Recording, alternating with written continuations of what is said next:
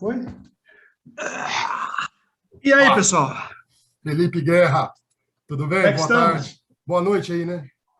Aqui está quase anoitecendo. Deixa eu ver se eu acho algo para levantar isso, porque eu sou mais alto que a Dani. Como é que tá, Rafael? Aqui já são 8h10. Tranquilo. O Rafael também eu conheço desde o tempo do Orkut, não? Sim, sim. Oi, o pessoal é tudo velho, né? Knights of Terror. Night of Terror, nosso canalzinho aqui, um canalzinho humilde ainda, estamos aí na luta. É por causa do filme? Cara, na verdade não, porque esse canal, no início dele, era um canal para música, né? Voltado à música, né? Opa! E é o nome é um refrão de uma música de uma banda de Curitiba chamada Choke. O nome da música é Cannibal Holocaust. Ah, você é envolvido com o filme já, né? Aí pois, devem ter se inspirado, então. Cannibal Holocaust, Cannibalism, Night of Terror, ele fala no refrão, assim. Aí depois a gente começou a abrir, entrevistar cineastas, escritores, enfim, tudo a galera que move aí a arte independente, a arte underground do país. Um belo trabalho e cada vez mais necessário, né, nesses tempos que a gente vive, que tem que valorizar o artista, principalmente independente, né, porque está cada vez mais difícil para mostrar a arte, né? Legal. Ô, Rafael, o Felipe, a gente está pensando em fazer essa entrevista sua e da Daniela junto, assim, tipo assim, a gente deixar só num link. Tem algum problema? Pode ser? Tranquilo, né? Não, acho ótimo. Aí a gente já pode dar continuidade aqui, trocando uma ideia. Pode ser? Aliás, ô Rodrigo, oi. Como o Zoom parece... O cara ganhou o Oscar, ganhou o Oscar. Cuidado tem que vai um levar um Oscar tapa aqui, na cara aí, hein? Como no fundo o Zoom, acho que está gravando 30 minutos, talvez, se dependendo da conversa, a gente estende 30 mais 30, pode ser? Ou tem algum problema, Felipe? Não, pode ser, claro. Eu falo demais, vocês têm que me cortar, eu falo muito, esse que é o problema. Não, a gente quer isso mesmo, cara. A gente quer que você fale pra caramba aqui com a gente. Aí a hora que chegar 28 não provoca, minutos... Não provoca. Chegar uns 28 minutos assim, a gente dá um toque, a gente já encerra, a gente já começa. Fica ligado aí e aí me avisa. Beleza. Felipe, prazer aí. Imenso ter você aí, cara. Legal pra caramba você tá aí com a gente aí. Pô, que isso. Prazer é todo meu. Eu vou fazer a pergunta mais clichê do mundo aqui para você, cara. Como que foi o seu início aí no cinema, cara? Como que você se interessou por isso? Nossa, cara, sabe que parece que faz uma eternidade já. Eu toda hora estou falando que eu estou trabalhando com isso agora, estou dando aulas, né, sobre cinema independente e tal. E toda hora eu falo que eu comecei nos anos 1990, do século passado, eu sempre falo, né? E quando a gente pensa, porra, foi século passado mesmo, né? Foi. E faz um tempão. Tipo, às vezes eu me sinto até jurássico, sabe? Porque eu falo do que a gente fazia, filme VHS e tal, e que não tinha internet, não tinha edição no computador, e parece que você está falando grego, parece que você está falando de um troço que é de 1000 anos atrás, né? E foi tipo 30 anos atrás só. Sabe? A tecnologia avançou muito, avançou terrivelmente, assim, e eu lembro que eu comecei a fazer filmes em 95, por aí, eu sempre quis fazer, sabe? Mas na época não era que nem hoje, que você pega o seu celular e filma, né? Naquela época você tinha que fazer realmente faculdade de cinema, para filmar em película, né? E era caro, era coisa para rico, era coisa para filho de banqueiro, né? E os pobres como nós, que queriam fazer cinema e tinham condições, filmavam em VHS, então. O VHS era tipo o formato vagabundo da época. Que, tipo, às vezes o tio do cara, o tio de um amigo tinha uma câmera VHS em casa que ele usava para filmar festa de aniversário, festa de casamento, sabe? Então a gente usava essas câmeras para fazer filme. O Peter Baistov começou assim também em Santa Catarina. Ele começou a fazer filmes com câmera VHS. E eu vi um filme dele e eu disse, nossa, o cara está fazendo filme, está vendendo filme, está ganhando dinheiro com isso, eu vou começar a fazer também, entendeu? E aí, de fato, eu pegava a câmera, primeiro de amigos emprestado, porque eu nunca tive, né? Quando a minha família nunca teve câmera. Depois eu raspei as minhas economias uma vida inteira, comprei uma câmera minha, e aí comecei a fazer direto, assim, sabe? E nunca parei. Mas é isso que eu sempre gosto de ressaltar, sabe? A gente fazia isso numa época em que era difícil, não tinha condições, era... Tipo, era tudo mato, assim, você tinha que desbravar, sabe? E a gente fazia filmes. Hoje que está tudo na mão, assim, você pode filmar com o celular, você pode editar no computador, jogar no YouTube, tipo, automaticamente para as pessoas verem, né? A gente tinha que gravar a fita e mandar para o correio para a pessoa ver. E muita gente não faz hoje. Então, eu acho um desperdício de recurso e de energia que esteja tudo à disposição e as pessoas não usem. Uma outra coisa que eu falo, desculpe, já vou encerrar, foi uma resposta longa, mas uma outra coisa que eu falo é que na época que a gente começou, tudo que você queria fazer era novo, né? Então você tinha que fazer testando, sabe? Eu lembro um filme que eu fiz em 2001 que a gente não acertava a cor do sangue falso, por exemplo. Então cada morte era um sangue falso, era ketchup misturado com qualquer coisa, tinta vermelha, tinta de carimbo, suco de groselha misturado com outra coisa. E cada morte tinha uma tonalidade de sangue, entende? Era um vermelho diferente. Por quê? Porque na época ninguém sabia como fazer sangue profissional, sangue falso profissional, né? Hoje você entra no YouTube, sangue falso, 1000 receitas, assim, dos mais perfeitos, e é super simples, na verdade. Você mistura corante alimentício com mel e fica um baita de um sangue profissionalíssimo, assim, né? E a gente na época não sabia. A gente tem lojinha que vende hoje. Sim, tem lojinha que vende. Eu lembro, essa é uma história que o Peter Weistorff conta também, quando a gente descobriu que tinha uma tinta super forte, que era tinta xadrez, era tinta de construção. E isso você usava, isso secava na pele e ficava um sangue super grosso, assim, sabe? Tipo sangue coagulado. E ficava maravilhoso aquilo. Só que tinha um problema, o efeito colateral, aquilo não saía da pele mais. Você tinha que tipo, passar bombril para sair, sabe? Raspar a pele fora. Então a gente usava aquilo geralmente 1 ou 2 vezes, sem contar para a pessoa, né? E depois a pessoa nunca mais fazia, óbvio, porque ela percebia a dificuldade que era para tirar depois da pele e nunca mais usava. Então você tinha que usar com muita parcimônia, mas era o melhor sangue falso que tinha, era tinta xadrez. Depois que descobrimos receitas e formas e tal, mas durante muito tempo foi tudo assim no improviso, sabe? E eu acho legal isso. Eu acho que quando você não tem recurso, quando você não tem dinheiro, quando você não tem tudo na mão, digamos, você se obriga a criar, né? Você se obriga a ser criativo, a contornar as dificuldades com criatividade, sabe? Eu acho, por exemplo, isso é algo que eu compro muita briga até, sabe? Eu acho que cineastas tipo o Sam Raimi, o Peter Jackson, sabe? Eu acho eles muito mais legais, muito mais originais, muito mais criativos quando eles trabalham sem dinheiro, sabe? O Evil Dead, por exemplo, o Sam Raimi, o Fome Animal do Peter Jackson. Aí tu dá um King Kong para esses caras fazer, um Homem-Aranha, sabe? Parece que não é o mesmo cara mais fazendo, parece que tem milhares de pessoas por trás, né? Já um filme de estúdio e tal. Então, não sei, eu acho que são pessoas que não se adaptaram bem, assim, do baixo orçamento para o alto. Eles mudaram muito o estilo, sabe? Eu prefiro eles fazendo filme com os amigos, baixo orçamento, porque eu acho que a criatividade ficou toda ali, sabe? Eu gosto dos filmes deles agora, mas parece algo, sei lá, pasteurizado, parece uma coisa que qualquer um faz, entendeu? Isso leva um pouco também o cinema, o terror dos anos 80, assim, né? Exato. Inclusive, aquele filme que vai postar no Cine Tosco lá, que a gente vai postar lá, Rafael, da crítica os Adoradores do Diabo lá, né? Da Sociedade do Diabo. É um filme da bunda, o filme da bunda, né? Aquele clássico. Sociedade dos Amigos do Diabo. Isso. É um filme que você vê a maquiagem dele, você vê que não é uma coisa mirabolante, mas caiu muito bem, assim. Sim. Ficou muito legal aquilo, né? E aparentemente parece que não é uma coisa de outro mundo fazer aquilo, né? Então, isso é uma coisa curiosa, porque, por exemplo, naquela época, esses efeitos, eles nos convenciam. Eu fui uma criança dos anos 80, né? Eu vi todos esses filmes na locadora, eu pegava a locadora e via. E para nós era fantástico, né? Era tipo uma coisa inalcançável. Hoje, a computação gráfica evoluiu tanto que você consegue fazer efeitos desses por computador, muito fácil, sabe? Mas não fica tão legal. Isso que eu acho curioso.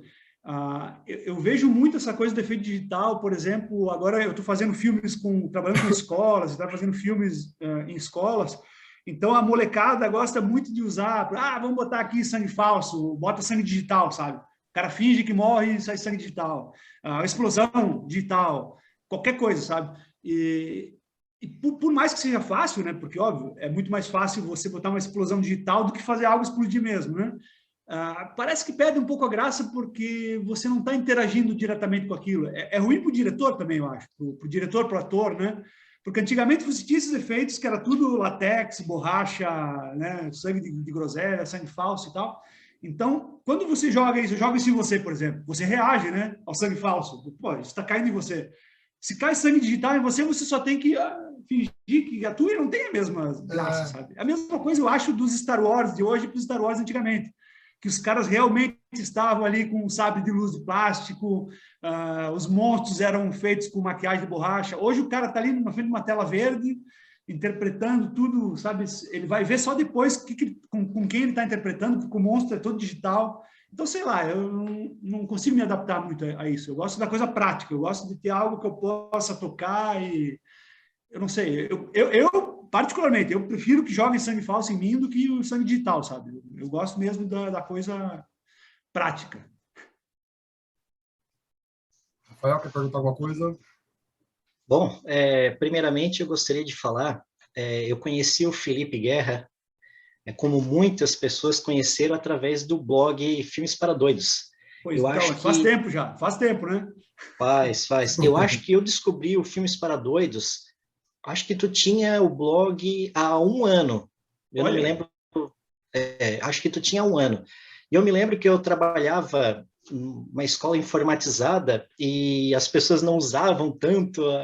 Então eu tinha bastante tempo livre para ler. Não tinha YouTube na época. Sim. E eu ficava lendo todos os textos do Felipe Guerra. Era incrível. Eu já tinha decorado os textos. Pô, e a partir obrigado. Até 2020, quando ele parou em definitivo, pelo menos no blog, eu tinha lido todos os textos. E eu até falei diversas vezes para o Felipe, e diversas vezes eu falei para o próprio Rodrigo, poxa, esses textos daria um belo livro, porque é uma riqueza muito grande as críticas que o Felipe faz. E eu falo o seguinte, eu acho que o Brasil, o mundo, vai entrar numa 4ª fase diferente de críticos. Mas a gente está em 3 fases bem distintas. A primeira fase, eu considero que é a fase na qual teve escritores de livros, escritores de jornais e TV, na qual se engloba gente como Celso Sabadin, Brancato Júnior e o nosso querido Rubens Eduardo Filho. E eu sempre falo que a segunda fase é a fase dos blogueiros, é a fase do pessoal do site, né? Na qual eu sempre englobo daí o Felipe, o pessoal do Omelete, enfim, e a gente está numa terceira fase, uma terceira fase que é a fase dos YouTubers, né? É isso. E eu sempre falo para o pessoal, eu falei já para o Rodrigo, falo para o Leonardo, para tantas outras pessoas, que eu tive 3 ídolos. Eu sou jornalista, né? Formado, eu tenho 3 ídolos. O ídolo da primeira fase, que é o Rubens Evaldo Filho, o ídolo da segunda fase, que é o Felipe Guerra. Pô, sim, que Felipe isso, Guerra. Que isso? Isso. Grande Felipe aí, tá vendo? Não, eu não mereço, eu não mereço. Sim. Não, sem. Não. E eu tenho o ídolo da terceira fase, que daí é um youtuber, que é o Valdemar Dalenogari, que é ele no fundo faz parte do Critical Choice, do Independent Spirit, é um rapaz que mora em Nova York, super inteligente. Então, eu sempre considerei essas 3 pessoas como ídolos brasileiros em fazer crítica. E eles têm o seu estilo completamente diferente. O cara da TV, que escrevia livros, o blogueiro e agora o youtuber, né? E eu, sinceramente, eu tenho muita admiração pelos 3. Infelizmente, eu não conheci o Rubens Eduardo Filho, além das redes sociais, e espero, quem sabe, um dia entrevistar o Valdemar Dalenogari, mas para mim é uma honra estar conversando com o Felipe, porque eu acho uma referência muito grande. Sim, a gente tem outros dessa fase, como Pablo Vilaça, Celso Sabadin, enfim, mas eu acho que o Felipe, talvez pelo fato de falar algo diferente, o cinema trash, né? O cinema um pouco mais marginalizado para o pessoal que não conhecia muito bem. Eu acho que o Felipe foi um pioneiro nessa área, como o Boca do Inferno, na qual o Felipe fez parte, né? Que também eu li vários e vários textos. Tem um texto antológico dele que ele fez sobre os Jogos Mortais, que ele fez uma colação sobre eventos que acontecem. Eu acho muito fantástico. A cronologia, foi. Isso. Nossa, aquilo deu um trabalho. Olha, em primeiro lugar, fico lisonjeado, de fato, não esperava palavras tão amáveis e quando me falam isso, eu fico meio sem saber o que falar, porque eu, de fato, costumo pensar que as pessoas não leem o que eu escrevo, sabe? É uma coisa curiosa.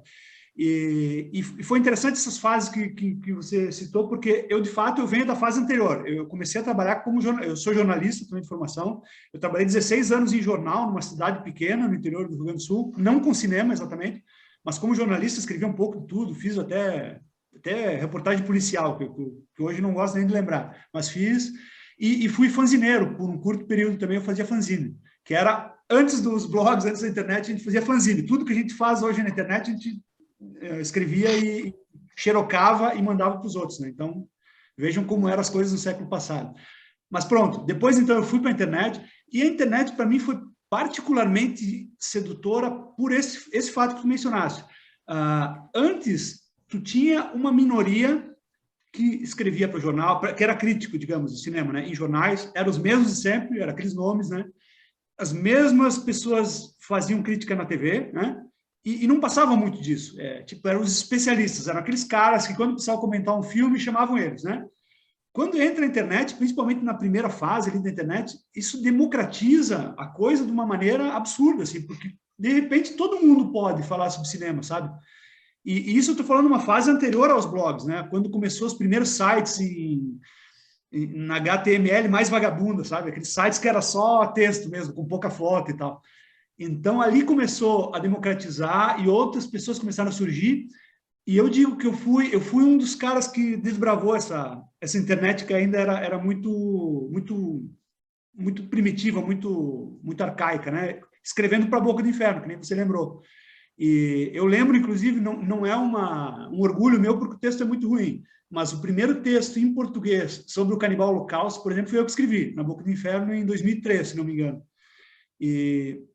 E ali comecei a escrever e tal. E naquela época cheguei a ficar muito popular com esses textos da Boca do Inferno. Na época, confesso que eu não soube aproveitar essa popularidade. Eu brigava muito no Orkut com as pessoas, sabe? Que nem a Daniela mencionou antes, tinha o Orkut, tinha os grupos e tal. E meio que talvez tenha me subido um pouco a cabeça, essa coisa de estar escrevendo para site e tal. Então eu discutia muito sobre cinema. Não, o cara falava mal de alguma coisa, dizia, não, você não entende porra nenhuma, sabe? Que é uma coisa que hoje, humildemente, eu peço desculpas, acho que foi uma atitude ruim. Eu não discuto mais na internet porque eu acho uma bobagem. E cada um é livre para gostar dos filmes que quer, não gostar dos filmes que não quer, e pronto, sabe? Mas, enfim, da Boca do Inferno, então, eu escrevi muito, né, para o site.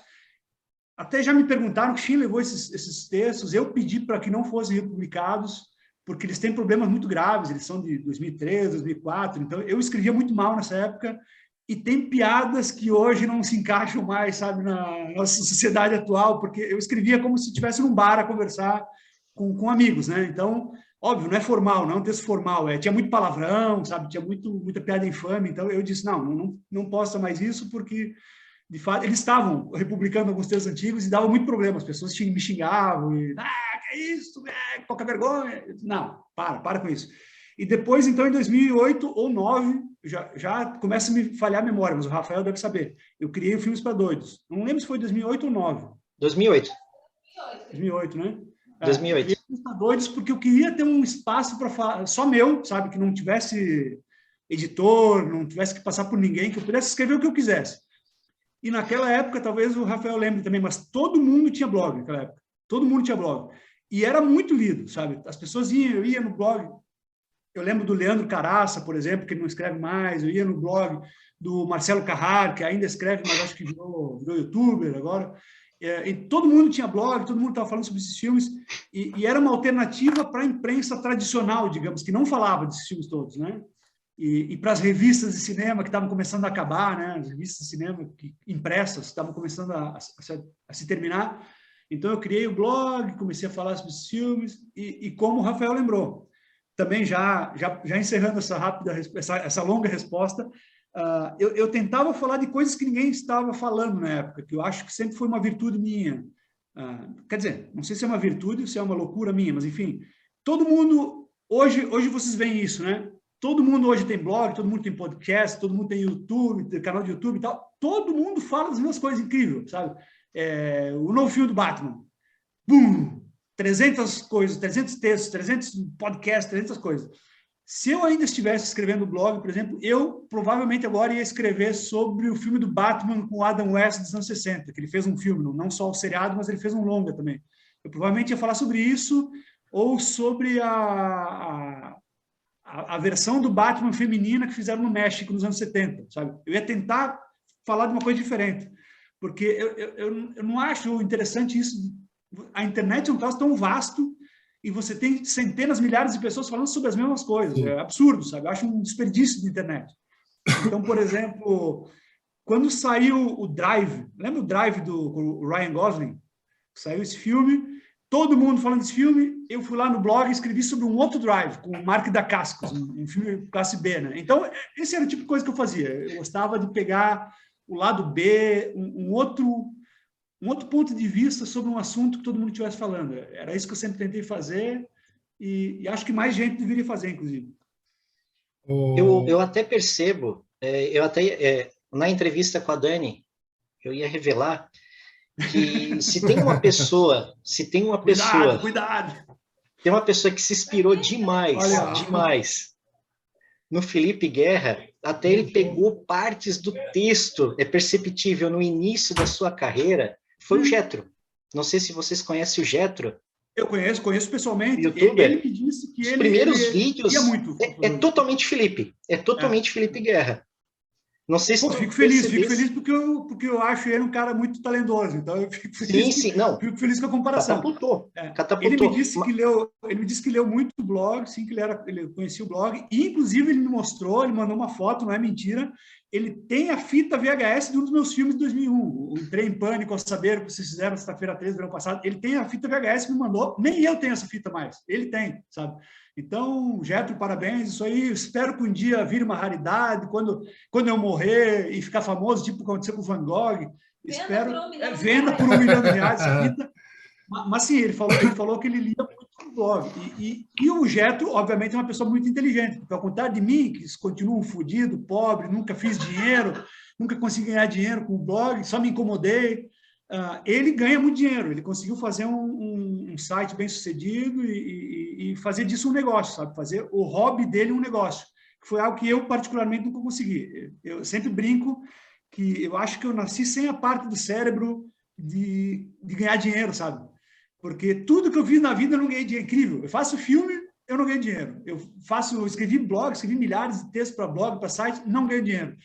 Então, sabe, eu faço porque eu gosto mesmo, faço por amor, mas, óbvio, eu estou numa idade da vida, uma fase da vida já que eu adoraria estar ganhando dinheiro com isso, né? Por isso que eu meio que parei com tudo, assim, com o que não estava me dando dinheiro. Mas o Getro conseguiu e fico muito feliz por ele. Uma coisa bastante perceptível, principalmente em vários textos seus, no Filmes para Doidos, é aqueles textos bem documentários, praticamente, né? Bem investigativos. Homem-Aranha, Westworld, a própria entrevista com o Dedé Santana, que infelizmente não teve a parte 2 ou a parte 3. Nunca consegui, eu tentei, mas não consegui. Aquilo foi maravilhoso. Eu me emociono muito com aquilo, sabe? Porque, de fato, era um cara que, se eu pudesse, eu ficaria horas falando com ele. Eu tinha muito assunto para falar com ele ainda, sabe? Também já tive o prazer de ter conversado com ele pessoalmente. Eu falei com ele sobre Atrapalhando a SWAT e ele não parava de falar sobre o Antônio Carlos. A amizade que ele tinha tão grande com o Antônio Carlos. Só que eu lia os teus textos, eu pensava assim, poxa, o Felipe ele faz filmes de terror, tal, já fez filmes até chegou a fazer filme com o Luciano Huck, enfim.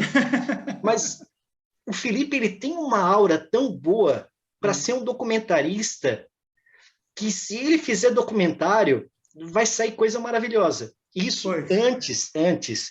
Depois eu fui assistir, topei com um documentário chamado Fantasticose. Acho que é. Fantasticose. Isso. Maravilhoso, tá? Eu acho que é um documentário... Isso. Esse documentário eu considero maravilhoso. Ele praticamente mostra o que era o Felipe, jornalista, do Filmes para Doidos. Eu até falo para o próprio Rodrigo, falo para o Leonardo, que tem 2 filmes brasileiros, se posso considerar como brasileiro, que eu gostaria muito de assistir e ainda não pude. Um deles é um filme, eu vou até pegar o nome aqui. Um deles é um filme El que Maravilha contra o Homem Atômico, que é um filme com a El que Maravilha e o Pedro de Lara. Eu acho que não tem cópia disso, não. Nunca assisti esse filme. E o outro filme que eu falo é o Deodato Holocausto, que eu nunca assisti esse filme. São 2 filmes brasileiros. Maravilhoso! Que eu tenho desejo de assistir e nunca assisti. E eu fiquei agora contente... É melhor que o Fantasticose. É bem melhor que o Fantasticose. Poxa, como eu falei, eu usei o meu casamento para fazer uma homenagem ao Ruggero Deodato. Então, eu considero... Eu até coloco na lista dos meus 10 filmes favoritos de todos os tempos. Eu sempre coloco o Holocausto. Eu gosto muito também. Eu gosto muito. Muito legal. E eu até fico contente, Felipe, que tu estás agora junto com o Fleck, que a gente vai entrevistar na segunda, embora esse vídeo vai para a quarta, né, Rodrigo? Quarta-feira. O João Fleck. Mas a gente vai entrevistar o Fleck, e você tem um novo documentário já fazendo sobre cineastas mulheres ou alguma coisa nesse sentido? Sim, deixa eu pegar o gancho teu aí, então. Tu falou dos meus filmes antigos e tal. Tem uma coisa interessante, porque eu comecei a fazer filme de terror meio por acidente, sabe? Porque eu sempre quis fazer comédia. Eu sempre gostei de comédia. Os meus primeiros filmes eram comédia, inclusive. E hoje eu meio que me arrependo, sabe, de não ter investido mais nisso. Porque eu comecei a fazer terror, já explico por quê. Primeiro, porque eu gostava como espectador, né? Segundo, porque durante um certo período de tempo, digamos entre 2000 até 2010, um pouco mais, 2015 talvez, você não conseguia passar filmes independentes, filmes feitos em VHS ou depois em digital, em festivais de cinema, entendeu? Então, você tinha que passar esses filmes em festivais de cinema de terror, que era um pouco mais, digamos, de nicho, e eles passavam esse tipo de filme independente. Então, eu comecei a fazer filme de terror para poder exibir, ter um lugar para exibir, né? Se eu fizesse uma comédia, eu teria que exibir onde? No Festival de Gramado. Jamais iam passar um filme independente lá, filmado em VHS, então não dava. Então, eu comecei a fazer comédia, terror misturado com comédia. O Entrei em Pânico, esse é uma sátira, é uma bobagem, né? Mas conseguia passar em festival de filme de terror. Depois, durante um curto espaço de tempo, eu comecei a tentar fazer terror sério, que eu me arrependo muito, porque não é minha praia mesmo, para tentar ser respeitado, digamos, como cineasta de terror. Não foi uma experiência que eu gostei, e parei logo, né, digamos, e voltei para a comédia. E aí, quando eu vi que não dava mais para fazer filme, porque por várias questões, mas principalmente hoje é muito difícil você consegue fazer, é barato ainda, você pode fazer, como eu falei antes. Você consegue filmar um filme com um celular, certo? Mas todo o resto do processo, a finalização, fazer uma cor boa, fazer uma finalização de som boa, isso custa dinheiro, sabe? É difícil você fazer tudo sozinho. Então, não é tão simples, sabe? E existe um limite de até quanto você consegue explorar os seus amigos e familiares para fazer de graça com você. Então, pronto. Não dava mais para eu fazer, eu parei, e comecei a fazer documentários, então, porque eu tive essa parceria com o Fantaspoa, que é um festival de cinema fantástico lá de Porto Alegre. Eles sempre traziam diretores famosos, né, para participar, como homenageados do festival, e às vezes eles ficavam lá um tanto avulsos, né, sem fazer nada, porque Porto Alegre é uma merda de cidade, talvez a pior cidade do Brasil, não tem nada para fazer, é uma bosta de cidade, não sei porque o nome é Porto Alegre, devia ser Porto Triste, e os caras ficavam no hotel, sabe, o dia inteiro. Então, eu comecei a combinar com o João Fleck e o Nicolas Toncho, que são os diretores do festival. Poxa, por que não tentamos fazer filmes com esse pessoal, fazer documentários, né? A gente ouve eles sobre a carreira deles e tenta fazer algo com isso.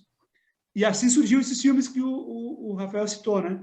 E o Deodato Holocausto, que foi o filme que eu fiz sobre o Ruggero Deodato, foi o único filme que eu fiz na vida que me deu dinheiro até hoje, sabe? Eu tenho 30 anos já de cinema independente.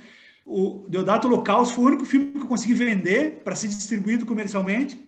E deixa eu mostrar aqui essa belezura. Olha aqui, ó. Esse é o Blu-ray que saiu na Alemanha. Só saíram 666 exemplares.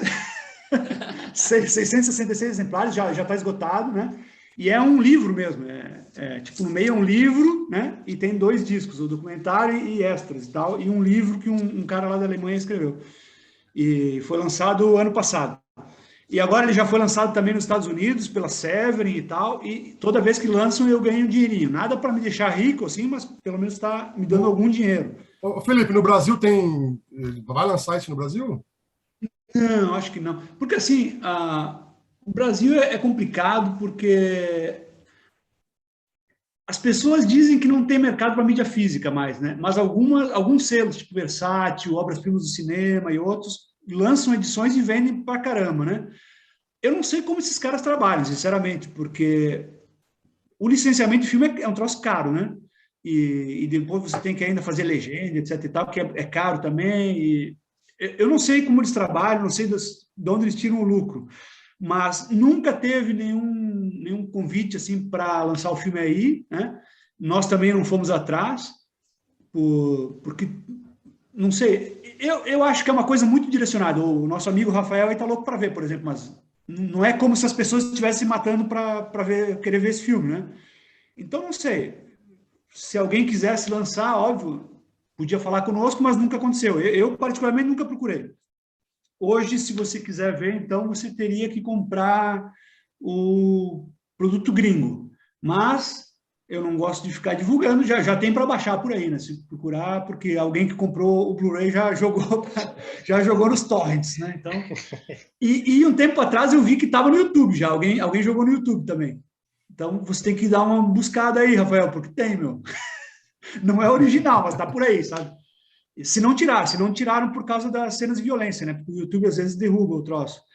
Mas, enfim, foi o filme que, por hora, o único filme que eu fiz que me deu dinheiro. O que para mim é algo sempre a ser comemorado, né? Porque, afinal, depois de uma vida inteira fazendo filmes com dinheiro do meu bolso, sem pagar ninguém, né? Conseguir lançar um filme comercialmente é uma façanha, assim, espetacular. Mas eu vejo que é muito difícil para todos, sabe? Por exemplo, tem cineastas hoje que já são conhecidos no Brasil, por exemplo, o Rodrigo Aragão, que veio da cena independente também. Ele não consegue lançar os filmes dele em mídia física no Brasil. E ele lança no exterior, sabe? Isso que é impressionante. Ele tem Blu-ray dos filmes dele fora e não tem dentro. É triste e absurdo ao mesmo tempo, sabe? É um mercado muito esquisito esse brasileiro. Eu não sei como é que ele conseguiu a negociação de distribuição, mas alguns filmes do Rodrigo Aragão, ele até é fácil de encontrar em canais de streaming, principalmente aqueles gratuitos, né? VIX, Runtime, o Pluto TV. Então, tu consegue encontrar o... Eu acho que tem... Eu acho que tem até um curta de vocês que está no... Não sei se é na Amazon Prime ou no Pluto TV, que é o... Deixa eu ver o nome aqui.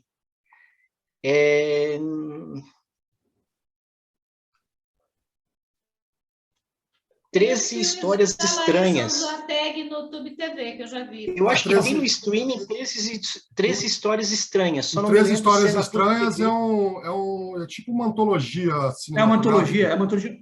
Mas eu acho que é o Histórias Estranhas, só, não? Com 13 eu acho que é o primeiro. Histórias estranhas. Tem o Coffin Souza também, que fez o Dr. Sepúlveda, né? É isso, por isso que eu estou curioso, porque o primeiro filme que a gente fez chamava-se 13 Histórias Estranhas. E aí tem vários diretores independentes e tal, mas esse filme, pelo que eu sei, nunca foi distribuído comercialmente, porque quase todos os diretores envolvidos brigaram entre si, sabe? Uns queriam lançar em mídia física, outros não queriam, aí fechou o pau, porque uns queriam pagar, outros não queriam, então pronto, ficou todo mundo brigado. Aí os mesmos realizadores, os mesmos produtores, digamos, eles fizeram um filme chamado Histórias Estranhas, que devia ser a parte 2, né, do 13 histórias, mas acabou virando só Histórias Estranhas. E esse eu sei que está nos streamings. Então deve ser esse. Então deve ser esse. O 13 histórias, então, eu sei, ele continua inédito e meio maldito, assim, porque as pessoas brigaram mesmo. Não, o 13 Histórias Estranhas, eu acredito que ele está separado, assim, ele não está a compilação inteira. Isso. Né? O meu curta eu joguei no YouTube, assim, para todo mundo ver. Outros diretores também fizeram porque eles perceberam que não ia nunca sair por conta disso. Mas é tal da coisa do cinema independente, né? Porque o cinema independente você depende da boa vontade das pessoas. Se você não tem contrato e coisa e tal, e as pessoas não estão ganhando dinheiro para fazer, complica, né? Porque aí o sujeito chega e fala, não quero. Pronto, vai fazer o quê? Né? E isso eu tenho problema com meus filmes antigos, inclusive, porque meus filmes antigos tinha pessoas ali que nunca assinaram contrato, nunca ganharam dinheiro, eram meus amigos na época, hoje eu briguei com os caras, entendeu? Então, eles já me complicam. Ah, tá aí, ó, Histórias Estranhas. Esse é Amazon, o parte 2, que não é parte 2, digamos. Amazon Prime. Pronto. Então, eu não sei como é que funciona essa coisa de streaming, eu confesso para vocês, eu sou um dinossauro nisso, eu não sei se ganha dinheiro com isso, ou se é um mau negócio, mas enfim, eu nunca fui atrás também dessa coisa de streaming. E só para complementar o que o Rafael perguntou, eu tenho então esse documentário que chama Era Fantastic Woman, mas a gente já mudou de nome. É um filme que está, digamos, num limbo, sabe? Ele está num limbo do cinema sem dinheiro, porque a gente ficou desde 2016 até ano passado filmando. Toda vez que ia mulheres cineastas para o Fantaspoa, a gente filmava entrevistas com elas. Então tem horas e horas de material, nem sei quanto. E também diretores, homens, falando sobre personagens femininas fortes. Por exemplo, o Richard Stanley, diretor do Hardware, ele aparece. O Mick Garris, sabe, que produziu aquela série Masters of Horror, tá também entrevistado. Um monte de gente conhecida entrevistada.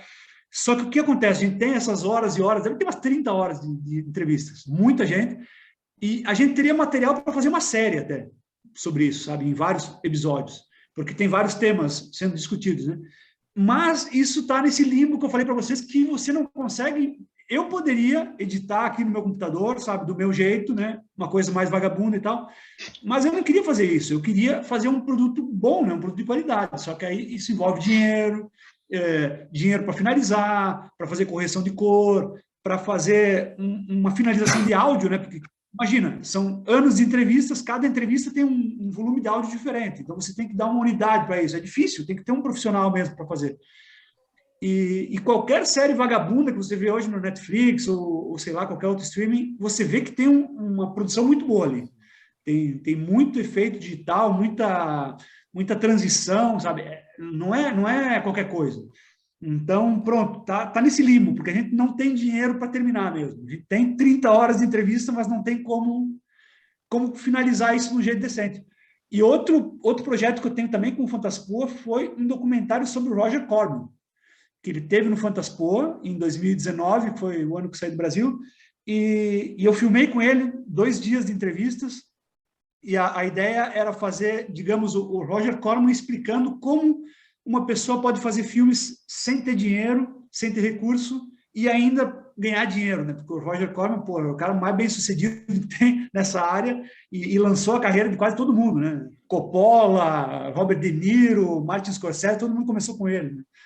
Então, eu tenho também isso por editar, assim, mas está nesse limbo da produção independente, de não ter dinheiro para finalizar, que é uma pena, né? Porque é um material muito bom que, sei lá, em outros tempos as pessoas estariam se matando, assim, para investir dinheiro nisso para terminar e lançar, sabe? Mas hoje tem tanto material sendo produzido, às vezes bem ruim, inclusive, que você não consegue dinheiro para fazer algo assim, né? Então, pronto. Por hora está engavetado. Vamos ver o que acontece com isso. Legal. O Felipe, eu tinha uma pergunta para fazer para você. Voltando quando você escrevia com a crítica e tal. Sim. Geralmente os críticos são um pouco inimigos dos diretores, assim, digamos assim, de um certo modo, assim, né? A galera fala, o cara vai falar mal do meu filme, o cara vai falar bem, né? E você já atuou desse lado crítico e como diretor, né? Sim. Esse lado crítico / diretor te ajuda mais ou te prejudica mais para fazer um filme assim? Então, eu não sei se eu sou a melhor pessoa para responder isso, porque eu gosto muito da crítica, eu gosto muito que me falem a verdade das coisas, sabe? Por exemplo, eu achei teu filme uma merda. Perfeito. Elabore, né? Aí o cara fala, não, o ator principal é ruim, aquela cena está mal feita, a iluminação é uma bosta, o som vai para cima e para baixo. Isso eu consigo aceitar, sabe? Porque são coisas que eu posso melhorar no próximo. É diferente de você chegar e falar, não, pô, cara, teu filme está perfeito, está lindo, maravilhoso, sabe? Não tem problema nenhum. Que muita gente faz isso. O problema para mim do artista independente no Brasil, talvez no mundo inteiro, mas eu falo do Brasil porque foi a minha cena ali, né? É que é uma fogueira das vaidades, sabe?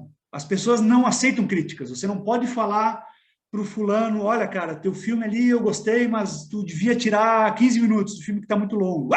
Como? Sabe? O cara não aceita crítica mesmo.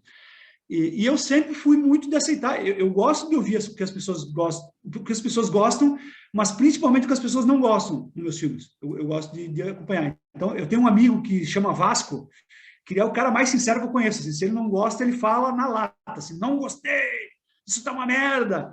E eu sempre ouvi ele muito. Eu gosto dos comentários dele porque me ajudam a melhorar o próximo, né? Então, pronto, eu acho que é importante o papel da crítica, não a crítica destrutiva, né? O cara falar, pô, o teu podcast é uma merda, tu tá mal iluminado aí, entendeu? Tu tá mal enquadrado, sabe? Não, fala pro cara, olha, o material é muito bom, as entrevistas são muito boas, ele poderia investir um pouco mais na parte técnica, mas as entrevistas são boas, o material é de qualidade, ele faz umas perguntas boas, sabe? É tu apontar a parte boa e a parte ruim. E não só falar tudo é uma merda ou tudo é maravilhoso, lindo, fantástico e não tem problema algum. Então, quando eu escrevo sobre cinema, acho que o Rafael sabe, porque ele conhece meu blog bem, mesmo os filmes mais que eu gostei, não que eu não gostei, mas que eu gostei menos, digamos, eu tento entrevistar o diretor ou alguém para me falar como foi aquilo, sabe? Produções que eu vejo que são problemáticas, que teve algum problema, que aquilo não está, sabe, muito bem. Produções que eu vejo que foram caóticas, né? Que não foi terminado do jeito que deveria. Eu tento entrevistar alguém envolvido para saber o que rolou ali, sabe? Eu lembro que eu escrevi sobre um filme chamado Retrograde. É um filme de ficção científica classe B, que ninguém lembra mais, com o James Belushi, né? E é um filme sobre viagem no tempo, ele saiu em vídeo no Brasil, pouca gente viu. Eu vi o filme, achei, nossa, que ideia espetacular, mas que filme meia boca, sabe? Que filme meio besta. Por que será que aconteceu assim? Aí eu consegui, porque hoje a coisa boa da internet é isso, você acha os caras no Facebook, no Twitter, né? Você acha os diretores, os roteiristas dos filmes, tudo na internet. Eu achei um dos roteiristas do filme, ele me contou a história, uma história enorme, assim, incrível, sabe?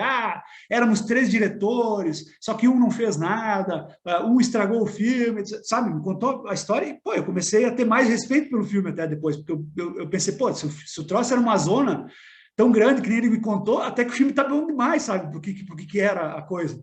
Então, pronto, foi algo que eu sempre... por isso o Rafael me conhece, as minhas críticas, eu até nem considero crítico, considero artigo mesmo, porque são uns troços enormes que eu tento destrinchar a coisa do começo ao fim, eu procuro entrevistas dos diretores quando eu não consigo fazer, eu tento ler o máximo possível sobre um filme para escrever, até por isso que eu parei de fazer isso, sabe? Porque estava me dando muito trabalho e era um trabalho não remunerado, né? Então, eu acho que existe um limite de até onde tu pode ir com o teu hobby, né? Por exemplo, tá ganhando dinheiro com podcast já ou não? Não, nada, ainda não. Tá quase. Se tu ficar o dia inteiro, por exemplo, fazendo isso, chega um momento que tu começa a pensar, pô, mas eu tô o dia inteiro nisso, que chatice, pô, eu não tô ganhando dinheiro, sabe? E eu tava assim com o blog. Eu perdia muito tempo escrevendo, eu pesquisava muito e eu lembro, Rafael, pouco antes de terminar o blog, eu estava pesquisando sobre o Duna do David Lynch, porque ia sair o novo agora, que já saiu, mas na época eles estavam filmando. E eu tinha tanto material para aquilo, eu comecei a ler todas as entrevistas que o Lynch deu lá nos anos 80 sobre o filme, sabe? Desde a pré-produção até a filmagem e tal. Eu tinha tanto material que eu poderia não escrever uma crítica, um artigo, mas um e-book, sabe, inteiro sobre o filme.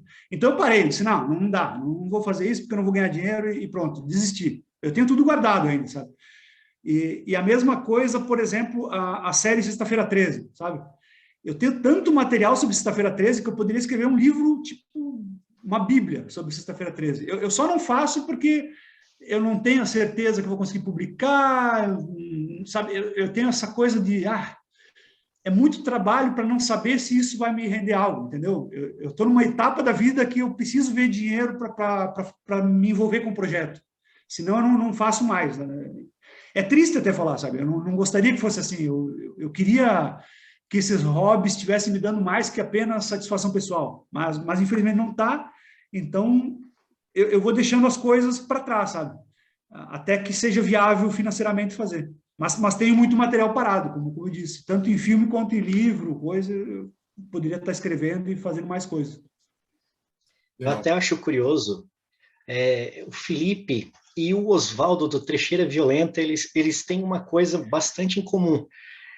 Tem um diretor específico de cada um, que eles têm um amor e ódio por eles. Ao mesmo tempo que eles eles odeiam o filme do cara, mas ao mesmo tempo eles têm uma paixão pelo cara. O Oswaldo é um diretor chamado Roque Soraya, que ele tem um amor e ódio pelo diretor. O diretor é lá da Malásia, se eu não me engano, Tailândia, daqueles lados eu lá. não lembro de nome quem Isso, é. isso. Não. A maioria dos filmes dele está na Netflix, desse Roque Soraya. Tá. E o Felipe, eu posso estar enganado, mas é o Bruno Mattei. Parece assim que tem um certo tipo de amor e ódio por Bruno Mattei. E acho que muitas pessoas, Sim. eu, o Getro, tantas outras, descobriram a filmografia do Bruno Mattei com o Felipe. Já foi mais, sabe? O Bruno Mattei, eu escrevia sobre ele na Boca do Inferno, quando a internet estava começando. Então, foram também os primeiros textos em português sobre esse cara, acho que foram os meus. E eu, de fato, eu fazia críticas muito divertidas sobre esses filmes, que eram tão ruins que eu falo assim, era muito fácil de fazer críticas sobre os filmes dele, porque eram piadas instantâneas, assim, sabe? Tipo daquele filme Ratos que ele fez, que eu adoro esse filme. Eu acho horrível, mas eu não consigo deixar de ver, sabe? É tão ruim. É tipo um acidente de carro, sabe? Você sabe que o negócio é terrível, mas você não consegue parar de olhar para aquilo, né? Então, pronto. Mas já foi mais. Hoje, um cara que eu diria que talvez tenha essa relação de amor e ódio é o diretor alemão Uwe Boll, né? Que ele até parou de fazer filme. Mas eu também abandonei ele. Mas durante um tempo eu estava vendo tudo que ele fazia. E é horrível, sabe? Pouca coisa que salva ali. Mas também eu diria que durante um curto espaço de tempo, um cara que estava nessa pegada, mas não era diretor, era ator, é o Steven Seagal. Ele estava fazendo uma merda atrás da outra. E eu comecei a assistir todos os filmes dele. Depois que ele perdeu o estrelato, ele começou a fazer um filme muito vagabundo, né? Direto para DVD e tal. E ele lançava uns 5, 6 filmes por ano. Era uma coisa absurda. Eu estava assistindo tudo. Eu até escrevia, às vezes, sobre os filmes. E eu disse, nossa senhora. E era difícil de acompanhar, porque era mesmo muito filme. E eu não sei o que esse cara estava pensando na vida, sabe? Pô, e o Bruce Willis estava nessa há pouco tempo. É claro, o Bruce Willis estava nessa há pouco tempo atrás, mas eu não conseguia. Os filmes do Bruce Willis eram muito ruins, eu não consegui ver, não. Então, sim, eu acho que todo mundo tem um diretor assim que ama e odeia na mesma proporção e acaba dando mais destaque do que merecia, talvez, né? Foi assim com o Ed Wood na época dele. Hoje o cara é super respeitado e tal, como pior diretor, embora não seja, tem gente bem pior. E talvez no futuro esses caras todos serão também, né? O Uwe Boll, Bruno Mattei já é também, agora ele é um cineasta de culto, assim, já tem um culto em cima dele. Eu acho que vai ter outros que vão ser. Eu queria que mais gente brasileira tivesse esse tratamento, sabe? Mais diretores brasileiros tivessem o mesmo tratamento. Caras que faziam filme na boca do lixo, né? Ou mesmo em tempos do VHS, virassem cineastas cult e fossem redescobertos para uma nova geração, mesmo que fosse nesse esquema, sabe? Ame e odeie, né? Mas gostaria que mais gente brasileira fosse redescoberta, porque tem muita gente para ser. Até os filmes de Sérgio Malandro, sabe? Aqueles filmes horríveis que fez, entendeu? Pô, tem tanta coisa para puxar fora aí. É incrível, assim. Legal. Rafael, quer acrescentar alguma coisa? Eu sou muito fã do Sérgio Malandro, por incrível que pareça. Olha... Eu queria fazer um filme com o Sérgio Malandro, sabe? Eu adoro. O meu sonho era ter feito filme com o Dedé. Queria ter feito muitos filmes com o Dedé. E o Sérgio Malandro, não sei se faria um filme com ele, mas eu queria, sei lá, ter escrito um roteiro de um filme para alguém dirigir ele, porque ele me parece um cara impossível de dirigir. Se você vê os filmes dele e tal, ele não para, ele é muito... Parece sempre cheirado, sabe? Sempre ligado no 220. Então, deve ser impossível de dirigir ele, deve ser muito difícil. Eu queria escrever uma história do Sérgio Malandro para alguém dirigir isso, sim. Eu queria ter feito filme com o Mojica, não consegui. Nossa, se formos falar sobre o Eu Queria, a gente ficaria aqui, sabe, horas, porque, nossa, tinha muita coisa. Mas o Dedé, de fato, é alguém que me arrependo de nunca ter feito um filme com ele, porque é um cara muito legal, muito humilde e, pô, ele é subaproveitado. Eu acho que deveriam fazer mais coisas com ele, sabe? É uma pena. Eu acho que o Dedé falta uma pessoa para fazer um documentário legal sobre os Trapalhões. Ele é diretor de cinema também, né? O Dedé é diretor, dirigiu muita coisa, né? O Dedé foi diretor, exato. Eu entrevistei ele sobre a carreira dele como diretor, por isso ele até ficou muito feliz. Porque todo mundo sempre entrevista ele para os Trapalhões, para outra coisa. E eu disse, não, Dedé, eu quero falar sobre os filmes que você dirigiu. Isso, e ele ficou felizaço. Eu vi um podcast. Coisas técnicas. Eu vi um podcast que ele falou que a vontade maior dele não era ser um trapalhão, alguma coisa, era ser diretor de filme, né? Era o Exato, sonho, ele tem amor pelo cinema mesmo. Dá para ver que ele gosta, que ele conhece. Quando eu entrevistei entre as... Quando eu conversei com o Dedé, ele ficava muito triste quando as pessoas viam no IMDb a diretora ali, começou com Atrapalhando a SWAT, a filha dos Trapalhões, Sim. então coloca aqueles 4 filmes. E ele sempre falou, não, mas eu dirigi outros anteriores. Sim, ele dirigiu porque antes. eu não ganhava crédito. Ele era Às vezes outra pessoa co-diretor. ganhava crédito. Isso.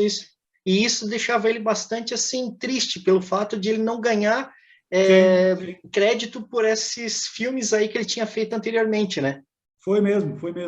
E tem muitos casos disso, porque o cinema brasileiro sempre foi meio uma bagunça, assim, sabe? Você tinha que, por exemplo, às vezes o diretor de fotografia dirigia boa parte do filme, porque tinha muito aventureiro fazendo filme na época, né?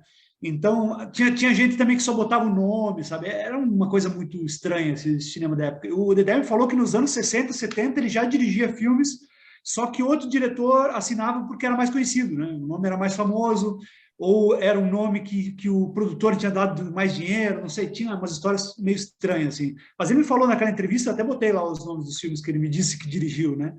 Assim como tem histórias que falam que o Saltimbancos Trapalhões, o Dedé falou que dirigiu as cenas em Hollywood, por exemplo, sabe?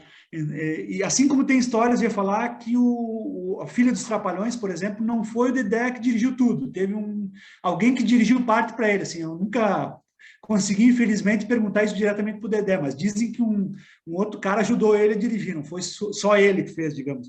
Mas, claro, alguém tem que ganhar o crédito, é sempre assim, né? Mas é uma pena mesmo, eu acho que o Dedé poderia ter feito mais filmes, sabe? Mas é a tal da coisa, você faz parte de um quarteto que ficou super conhecido, o líder do quarteto é a estrela, né? Ele sempre ficou uma eterna escada, digamos, pro líder do quarteto ali, né? Então, é uma vida meio na sombra de outra. É uma vida meio um pouco triste, até se a gente for pensar, né? Eu acho que... Por isso que eu acho que hoje deveriam estar aproveitando mais o Dedé. Tem um filme que ele fez um tempo atrás que chama Repartição do Tempo, não sei se vocês viram. É uma ficção científica, comédia, assim, e o Dedé tem uma pequena participação, mas ele quase rouba o filme, assim, na participação dele. Ele é um policial que ele entra na repartição lá e tem um chilique do jeito dele e tal.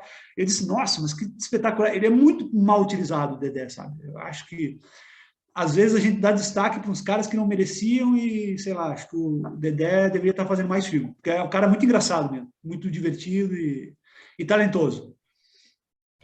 Legal. Rafael, tem mais alguma pergunta? Estamos chegando ao fim aqui da entrevista. Quer acrescentar mais alguma coisa? Bom, a gente podia falar aí a noite inteira, mas aí para o Felipe acho que já está tarde, né? Por mim... Mas, Felipe, como eu falei, sem rasgação de seda nenhuma, eu acho uma pessoa admirável pelo trabalho que fez, principalmente no seu blog. Como diretor, principalmente esse documentário que eu assisti, que eu fiquei fascinado por ele. Eu assisti, acho que durante a pandemia, o Fantaspo colocou um link. Exato, foi isso, foi. E eu fazia bastante propaganda dele. Poxa, que documentário legal. E outra, o documentário ele é curto, sim. Mas ele abrange toda a carreira do Cozzi. Eu achei interessante isso. O Deodato Holocausto também é curto, ele tem 70 minutos, porque assim, ó, eu hoje estou vendo muito filme de 2h30, 3 horas, e eu não aguento mais isso. Eu tenho saudade dos filmes de 90 minutos. E eu acho que para um documentário você não pode ser tão longo, sabe? Você tem que ser mais curto. Então, por exemplo, esse filme do Deodato, eu poderia fazer um filme de 3 horas, tranquilamente, mas eu acho que 70 minutos é o limite assim, para esse tipo de filme. Eu acho que você tem que ficar nisso, sabe? Eu gostaria que as pessoas tivessem mais poder de síntese, que vocês estão vendo, para falar em entrevista não tenho, mas eu queria que para filme as pessoas tivessem mais poder de síntese, mais edição, mais montagem, etc e tal, porque, de fato, há muitos filmes longos demais hoje e a vida é muito curta, pessoal. Não dá para ver tanto filme de 3 horas. Vamos ver mais filmes de menos tempo, que é melhor. E apesar do blog tá temporariamente desativado, e pelo menos não está colocando postagens novas, mas o Felipe está sempre escrevendo, sempre fazendo críticas no próprio Facebook, né? Faço. Menos até agora também. E tu estás fazendo também textos em inglês. Queria que tu falasse um pouco sobre isso. Sim. Bom, vou falar rapidão, então, porque senão o Zoom nos fecha de novo, né? Mas o que acontece, Rafael, é o que a gente estava comentando antes, né? São diferentes fases, começou com o jornalismo impresso, depois os blogs, os sites, e agora é muito essa coisa visual, auditiva, né? É ou podcast, ou youtuber. eu confesso para vocês que eu não conseguiria fazer um canal de YouTube, já me falaram milhares de vezes, faça um canal de YouTube, tem tanta gente ganhando dinheiro com isso, não é a minha praia, eu gosto de escrever mesmo, né? E não sei se eu conseguiria. Talvez se eu participasse de um podcast que já existe e desse um espaço para mim e me pagasse, óbvio, porque não posso mais fazer coisa de graça, eu acho que eu faria mais fácil. Mas eu começar do nada, assim, não tenho mais essa paciência. E eu vejo que os textos que eu escrevia, eu tinha uns caras, tipo o Rafael ali, que é um cara das antigas, ele lê, entendeu? Mas a molecada mais nova não quer saber de ler Não tanto quer. texto. É Eles querem absurdo. assistir, O pessoal não... eles querem ver, eles querem ouvir, porque eles podem ouvir, por exemplo, a gente falando, fazendo outra coisa, estão aí jogando videogame, entendeu? E ouvindo esse podcast agora, né? Tanto que nos últimos tempos agora eu botei um recurso no blog para você ouvir o texto. É um aplicativo que você clica lá e ele lê o texto para você, sabe? Você não precisa ficar lendo. Eu confesso que eu acho triste isso, porque eu adoro ler e eu adoro escrever, então é por isso, né, cara? Eu acho que não adianta ficar escrevendo coisa tão grande se as pessoas não estão lendo. Então, pronto, parei, né? E não estava dando dinheiro. E agora eu estou escrevendo em inglês porque são trabalhos que eu estou sendo pago para fazer, lá fora, por sites estrangeiros. O que é algo um bocado triste, se a gente for pensar, né? Eu escrevi tanta coisa no Brasil, nunca ganhei porra nenhuma, nunca me convidaram para nada que eu ganhasse dinheiro, e no exterior eu consigo publicar e ganhar grana, sabe? É muito chato até pensar assim. E aí eu estou escrevendo em inglês para um site de assuntos nerds, digamos que eu escrevo sobre super-herói, filme da Marvel, e eu estava escrevendo para um site também sobre livros, que aí eu fazia listas de livros, tipo, os melhores livros de terror e tal, mas esse site agora, esse mês terminou, então eu não vou mais ganhar dinheiro deles, é uma pena. Pô, é maravilhoso, eu acho, escrever sobre livro. E eu estou escrevendo no Medium. O Medium é uma plataforma, acho que vocês conhecem, né? Uma plataforma para escritores, onde vocês é tipo um blog, só que reúne texto de várias pessoas, e é em inglês. Aí o Medium é pago por acesso. Se, digamos, 100 pessoas acessarem meu texto, eu ganho tipo $1. É uma miséria, mas enfim, você está ganhando algo. Eu nunca ganhei nada no Brasil para escrever meus textos.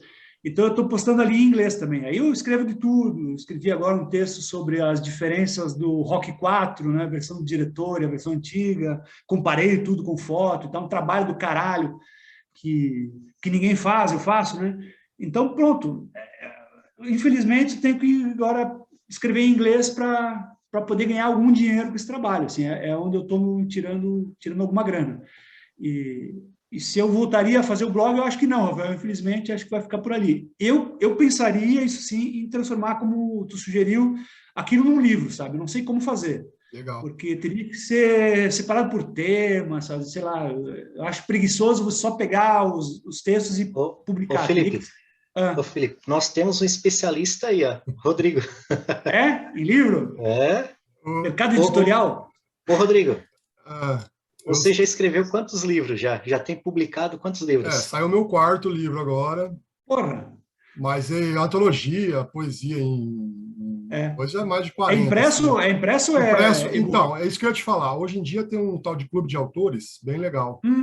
Que você vai lá, você só paga assim, você mesmo pode fazer sua diagramação dentro dos padrões dele, você pode fazer sua capa e pode mandar para lá e eles vendem, eles fazem por encomenda. Você coloca lá, eu quero ganhar R$10 por livro. Aí eles calculam, aí eles imprimem. Eles imprimem por encomenda. Quem for comprando, aí você só vai... Apesar que eu tô como editora, né? Mas eu tô com uma pequena editora, né? Sou um pequeno escritor com uma pequena editora. Tô crescendo com ela, digamos assim. Mas tem essa opção aí do clube de autores, caso você queira lançar uma boa. Eu vejo vários... O Peter Baistoff, também, meu contemporâneo ali, cineasta, está agora escrevendo e publicando livros também. Eu tenho o livro dele aqui. Então, eu ainda não consegui perceber se isso dá algum dinheiro mesmo, se dá mais trabalho e incomodação do que dinheiro. Então, por isso que eu ainda não aventurei-me por esse mar. Tá gravando aqui Diga. Sobre os livros, esse aqui é do Peter, né? Isso, exato. Ele já lançou mais um agora também, o Manifesto Canibal. Esse aqui é o Manifesto, né? Esse eu escrevi o prefácio dele, inclusive. Ah, sim. Poxa, verdade. É que esse livro aqui ele é um relançamento, né? Isso, exato.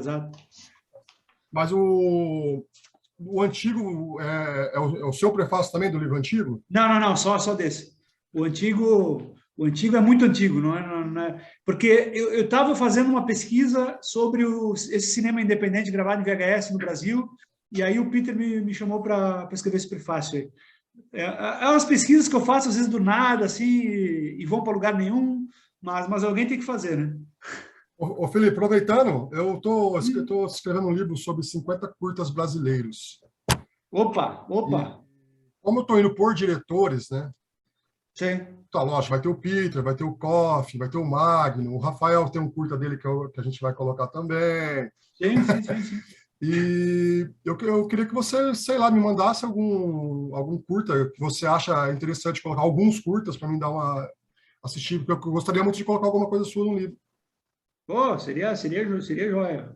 Fico feliz. Manda o teu e-mail depois. A Dani tem teu contato, né? Tem no Instagram.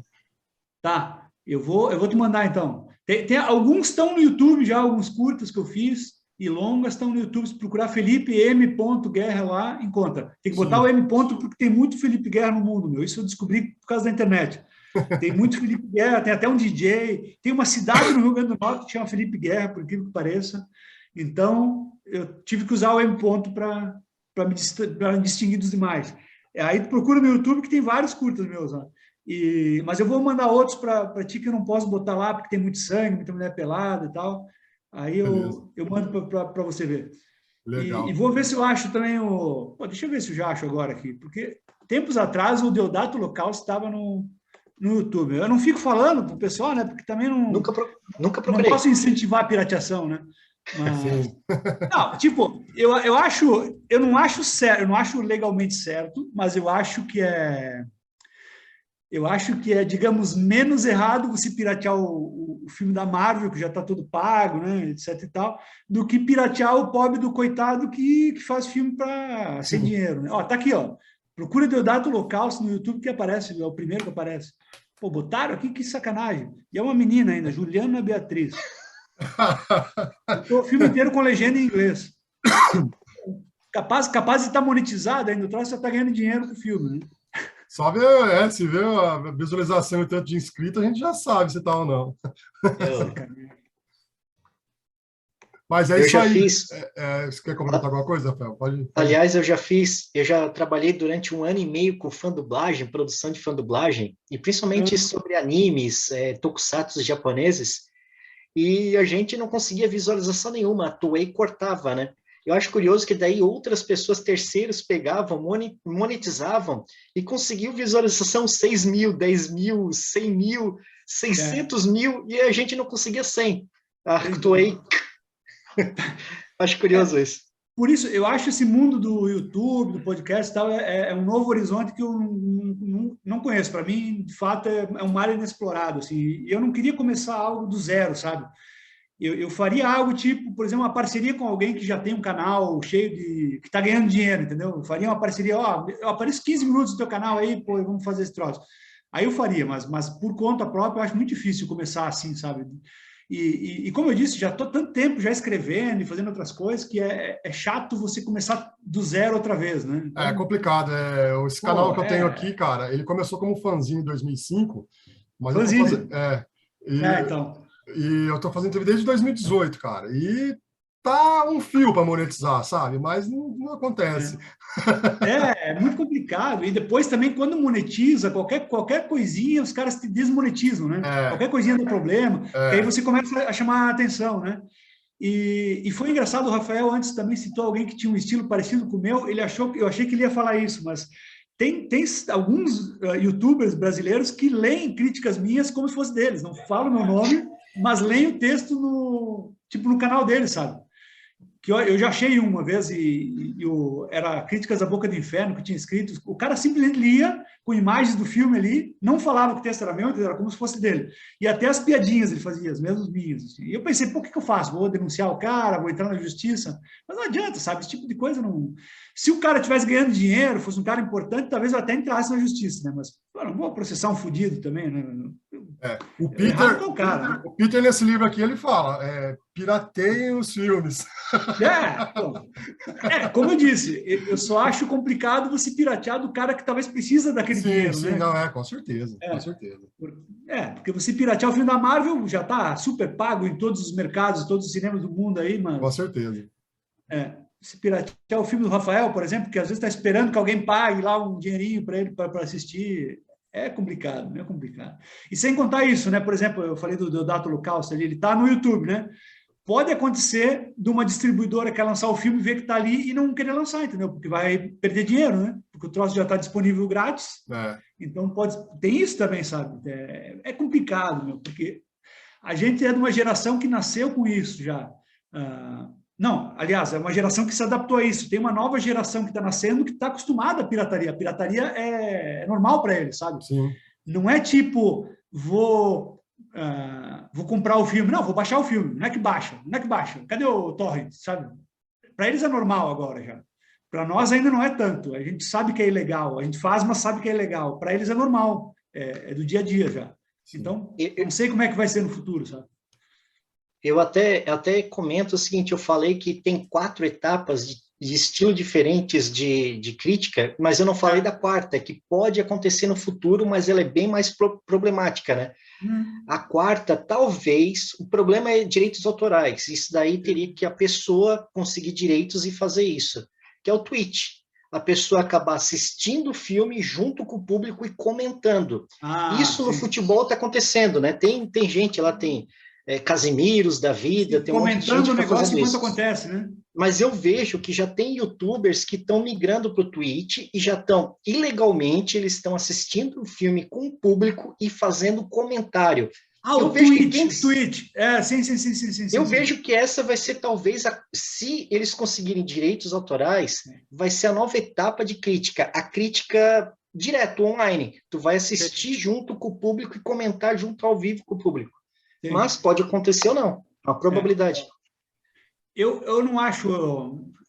Eu não gosto muito dessa modalidade. Eu lembro que quando o Fantaspoa estava acontecendo digital, tinha gente que fazia isso. Eles passavam os filmes ali, vinham com o público, e às vezes tu tá botando filmes aí que nem foi lançado ainda, entendeu? Comercialmente. Então, tu fode o cara que vai querer lançar isso no futuro. Não acho que é muito bom, sabe? Não sei.